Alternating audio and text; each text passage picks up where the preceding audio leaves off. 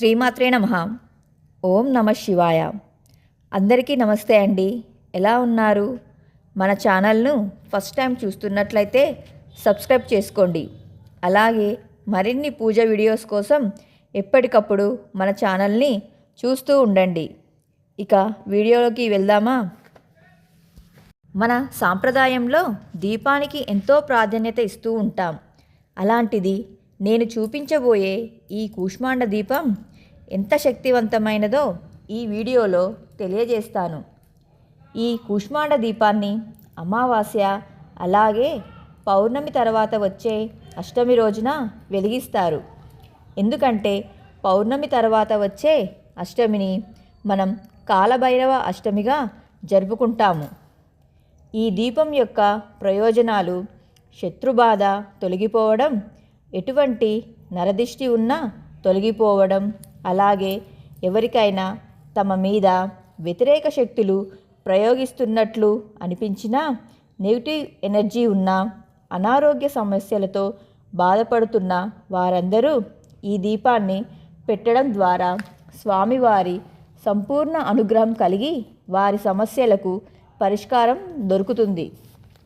ఇక్కడ మీకు ఒక డౌట్ రావచ్చు, ఈ సమస్యలతో బాధపడుతున్న వారు మాత్రమే వెలిగించాలా అని. అలా ఏమి కాదండి. కాలభైరవ స్వామి కాలానికి అధిపతి కాబట్టి స్వామిని పూజించడం ద్వారా మనం చేసే పనిలో ఎటువంటి ఆటంకాలు రాకుండా సఫలంగా పూర్తయ్యేలా స్వామివారు తోడుంటారు. ఈ దీపానికి ఒక బూడిద గుమ్మడికాయను తీసుకొని దానిని శుభ్రంగా కడిగి మీ ఇంట్లో ఉన్న మగవారితో 2 భాగాలుగా కట్ చేయించండి. ఇక్కడ మనం గుర్తుంచుకోవాల్సింది ఏంటంటే, ఆడవారు గుమ్మడికాయని కట్ చేయకూడదు. ఇలా కట్ చేసిన తర్వాత వీడియోలో చూపించిన విధంగా గింజలు అన్నీ తీసేసి పక్కకు పెట్టుకోవాలి. ఈ గింజలను ఏం చేయాలో వీడియో లాస్ట్లో మీకు నేను చెప్తాను. ఇప్పుడు పసుపు తీసుకొని గుమ్మడికాయకు నిండుగా రాసి కుంకుమ బొట్లతో అలంకరించుకోవాలి.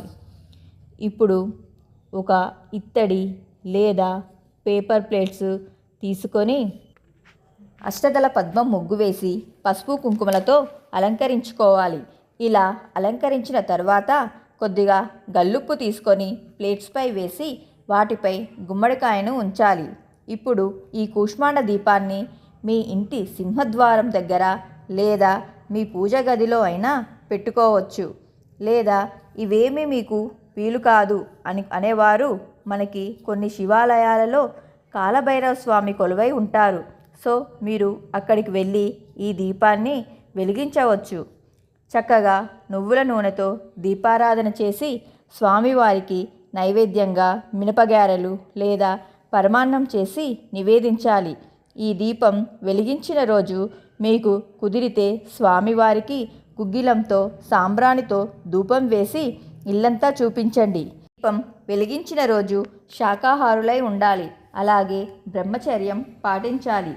ఈ రోజున పూజ చేసిన తర్వాత కాలభైరవ స్వామి రూపంగా భావించే శునకాలకు ఎవ్వరూ ఎంగిలి చేయనటువంటి అన్నంలో పాలు, పెరుగు, బెల్లం వేసి పెట్టడం వల్ల స్వామివారి సంపూర్ణ అనుగ్రహానికి పాత్రులవుతారు. ఇలా పూజ చేసినప్పుడే కాకుండా మీకు కుదిరిన సమయంలో కూడా శునకాలకు ఆహారం అందించడం వల్ల వాటి ఆకలి తీర్చినట్టు అవుతుంది. ఎంతటి కష్టాల్లో ఉన్న వారైనా సరే దీపాన్ని ఒక్కసారి పెట్టి చూడండి. తప్పకుండా మీ కష్టాన్ని ఆ భగవంతుడు తీరుస్తాడు. మీకు వీడియో స్టార్టింగ్లో గింజలు ఏం చేయాలో చెప్తా అన్నానుగా. పూజ చేసిన మరుసటి రోజు గుమ్మడికాయని, పేపర్ ప్లేట్స్ని, గల్లుప్పు అలాగే వాటి గింజలను పారే నీళ్ళల్లో వదిలివేయాలి. మీకు ఇంకా ఏమైనా డౌట్స్ ఉంటే కామెంట్ బాక్స్లో అడగండి. శ్రీమాత్రే నమః.